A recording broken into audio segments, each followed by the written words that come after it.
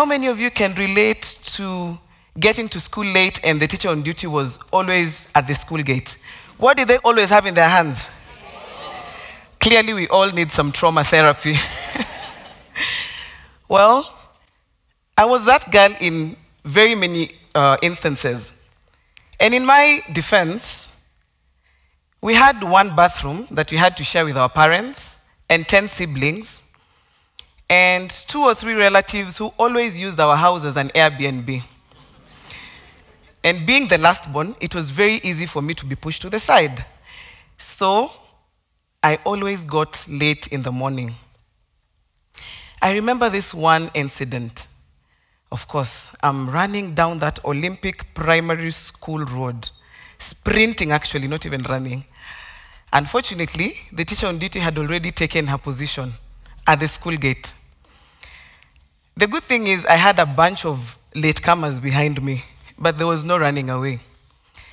So the teacher on duty decided that she had to punish us.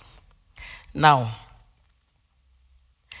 the same mother who slept in the same house as I did managed to wake up very early in the morning to make breakfast for us, somehow managed to get ready for work and get to her office on time, happened to be the teacher on duty.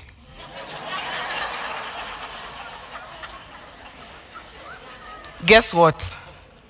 Can you imagine? She actually punished me and asked me to go home and get my parents.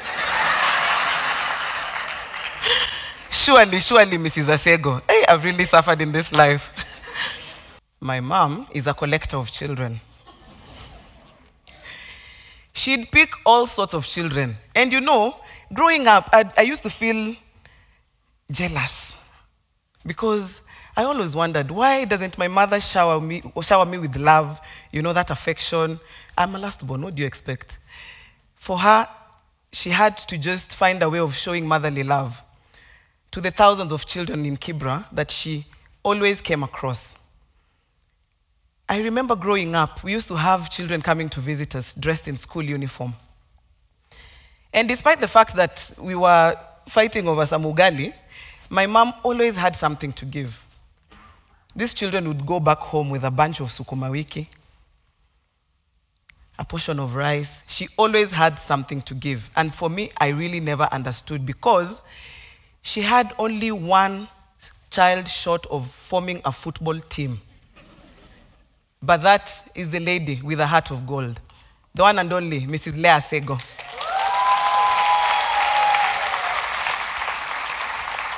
She has confirmed to you that we slept in the same house. I made her breakfast for the family and prepared nicely and went to school on time. Why didn't you go to school on time?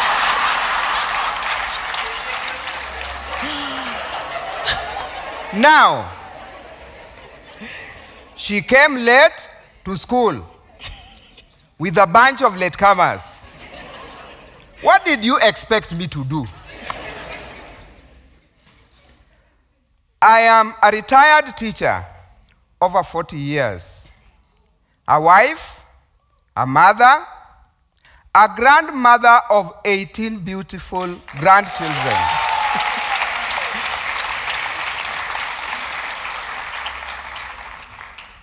Teaching in Kibera has a lot of challenges because most of the children are orphans with no food, no shelter.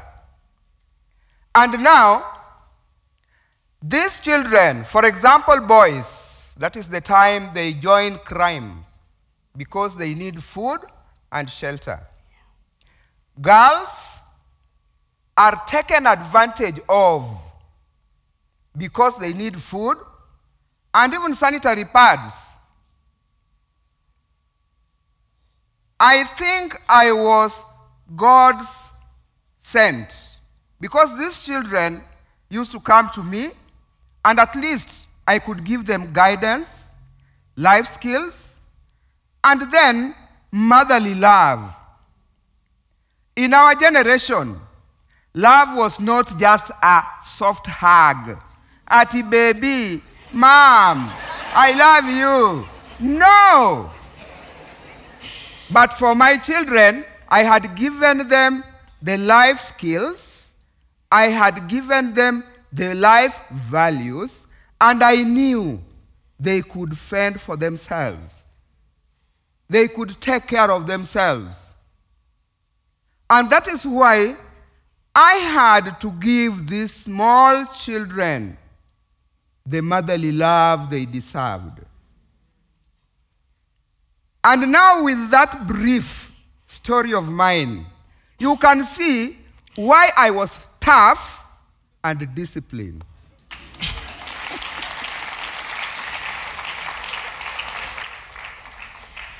Well, in my final year of primary school, I performed exceptionally well. Clearly, I didn't have an option.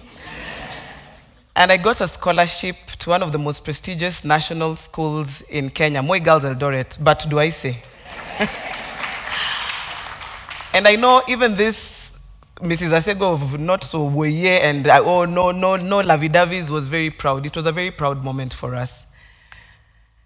Fast forward 4 years down the line, I'm 17 years old, at the back of an Akamba bus, seated next to Mrs. Asego, going back to school after a 4-week suspension. I had managed to mobilize and rally my troops, and we went out partying.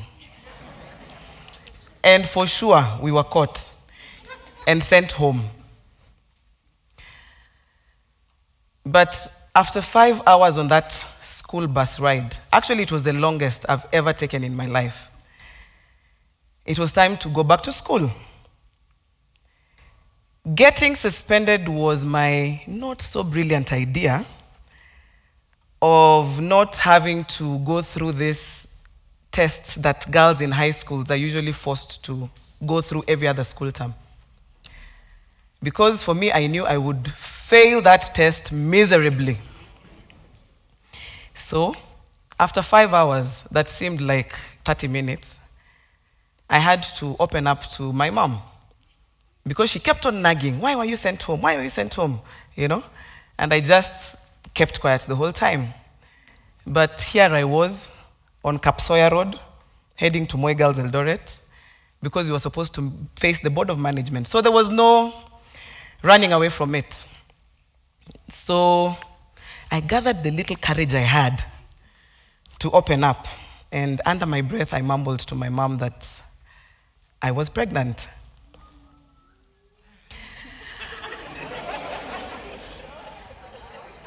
I expected Mrs. Asego, being Mrs. Asego, to just smack me or say something, you know? But guess what?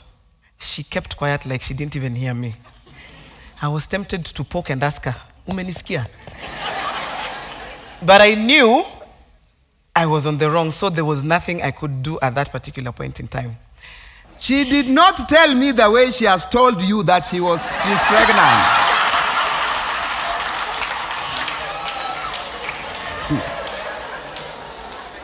She told me, Mama, niko na ball.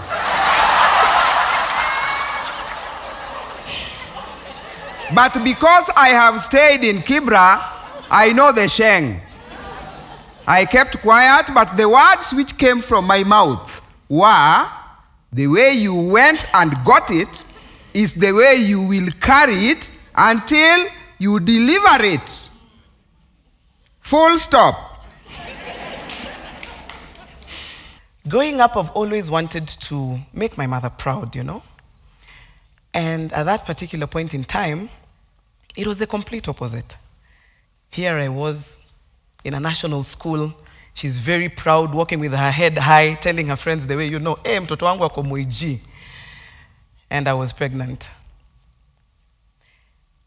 I could feel the disappointment in her, even though she did not speak.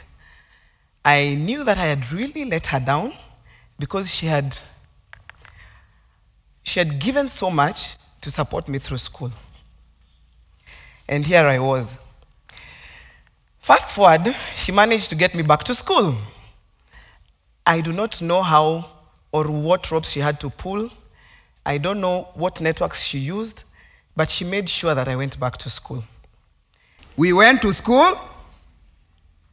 We were told that the board had not met. So we had to travel back home. Still on my rosary, how I'm going to face Mr. Asego. I went home, we arrived. I got God's wisdom. And I told Mr. Asego, your daughter is pregnant.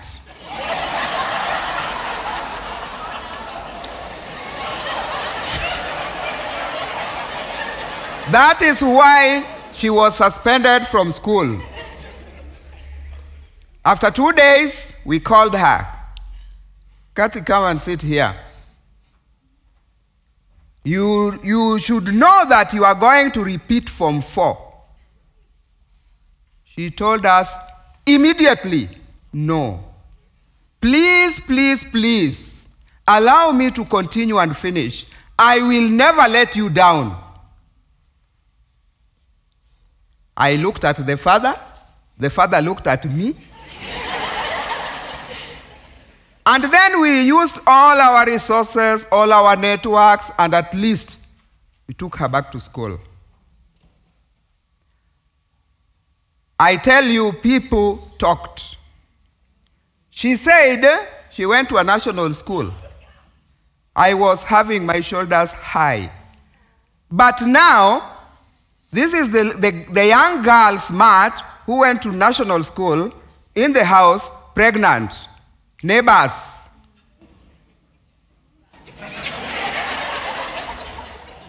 My fellow teachers. Some of my friends.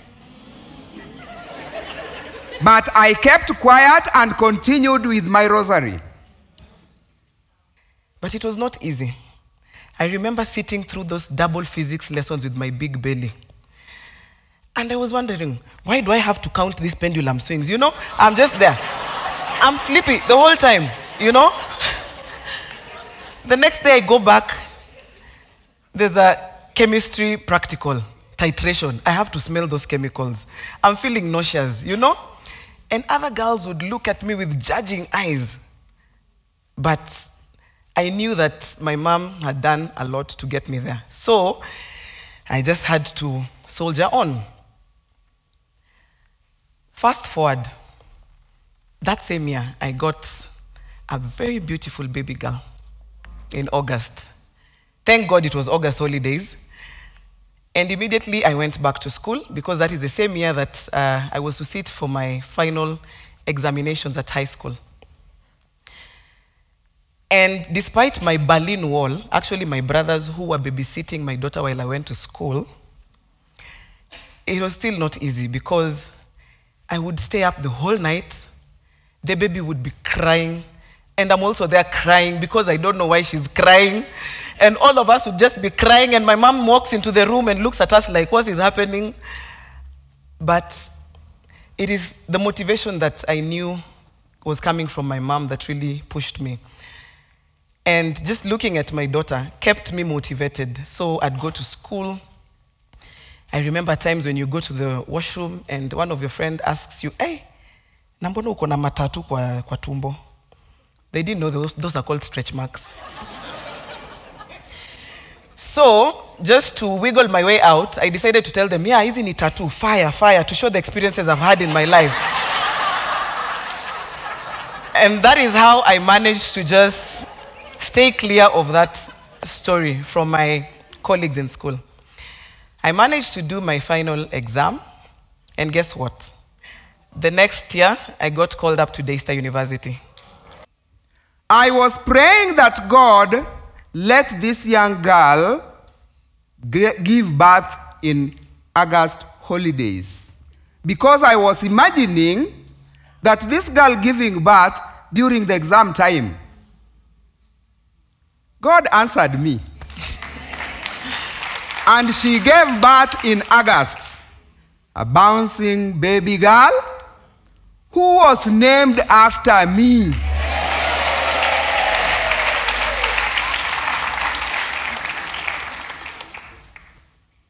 Kimberly, Leah. I was proud. Then now my prayers were, let her do well in her exams. And indeed, she never let me down. She performed well, Desa University. Now I was prepared for 2 degrees in a span of less than 6 months. 2 degrees, that is the degree of a baby and the degree of academic. So during the graduation time, I went there. I was so happy. People thought I was mad when her name was called. Asego Salina Atiang.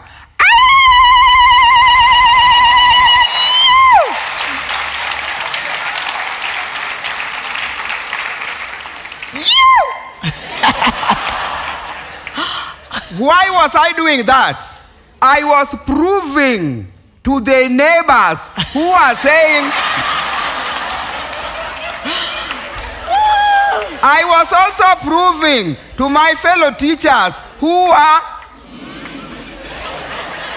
I was also proving to my other friends who are, they were left shocked. Come 2015, I was called by Desa University that Catherine Salina Atiang Asego has gotten an award, International Recognition Award. And by that time, she was not in Kenya. She was in US in the program of President Obama.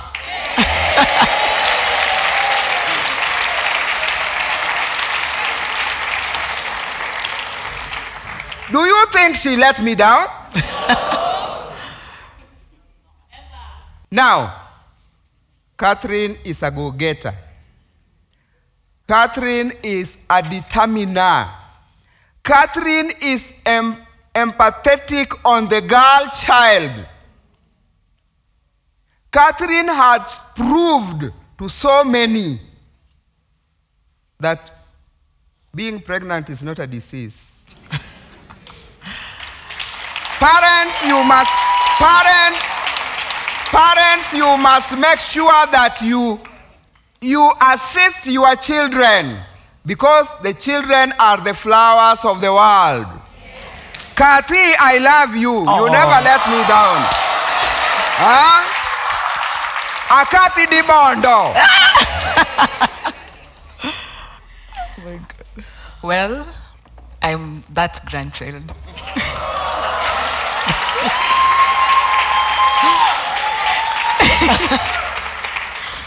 And listening to mom and grandma speak, I can finally understand why things were the way they were. Growing up, I used to believe that a family is composed of mom and dad and a few other siblings. But my family was composed of mom, grandma, babu, and a whole lot of my uncles and aunties. But that was never a problem because grandma always treated me like her last-born daughter.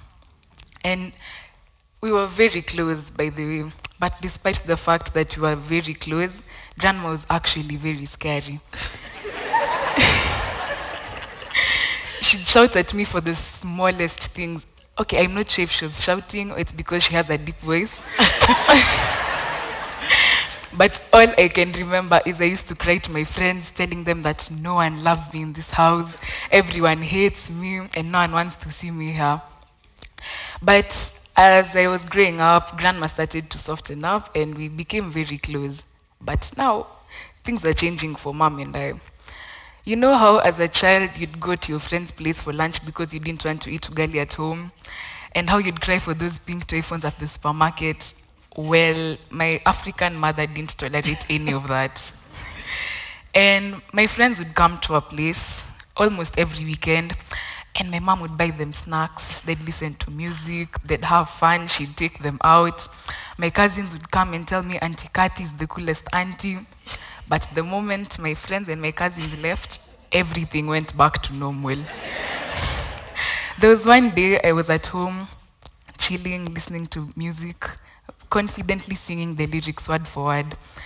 And mom hit me with that typical African line, Kimberly, if only you'd sing biology the way you're singing that song. I was honestly left very speechless. But growing up, I've come to realize why they did things the way they did. I realized they only wanted to mold me to become the person I've always wanted to be. I've always wanted to be a lawyer since I was a child. And they've always worked very hard to be able to mold me towards that direction, and they wouldn't let me get distracted or influenced from the environment I grew up in. And they both have a very weird way of showing their love. When I was in high school, they'd always make sure they take me back to school together. They had to be the both of them for me to go back to that school.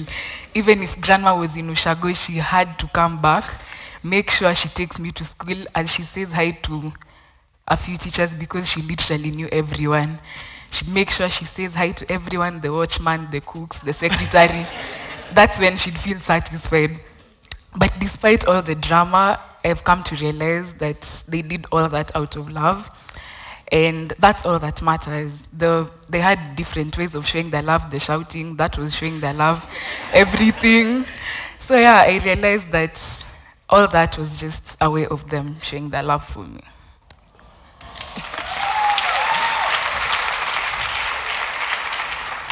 In case anyone in the audience has a spare bedroom, Kimberly, please look for where you're going to sleep after this. As I mentioned before, all I really wanted was to win my mother's admiration, for her to be proud of me. And really hearing her saying and speaking so highly of me, it really warms my heart. I do not know at what point in time I turned out to be my mother. Because at times I speak and my mother comes out of my mouth. There's a time I was washing dishes growing up. Accidentally, I broke a glass. Guess what my beautiful mother said? Vunja zote come, you've forgotten this one, vunja. And the other day I actually did that to Kimberly and I started laughing. Just like my mother, I love my ugali well made. I love my kitchen sink sparkling clean before I go to bed. And guess who does the dishes? Even with those long nails. But most importantly for me, I've made a career out of supporting women and girls to be able to access quality education, because I know firsthand the value of education in the life of a young girl, especially one who was a very young mother at a tender age. I can now say that I boast of 2 degrees.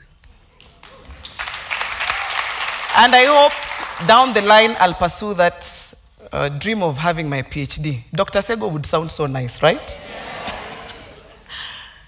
I work with communities, I work with governments, I work with development partners across our great continent, Africa, to ensure that we have policies and programs that support the education and well-being of girls and women across the continent.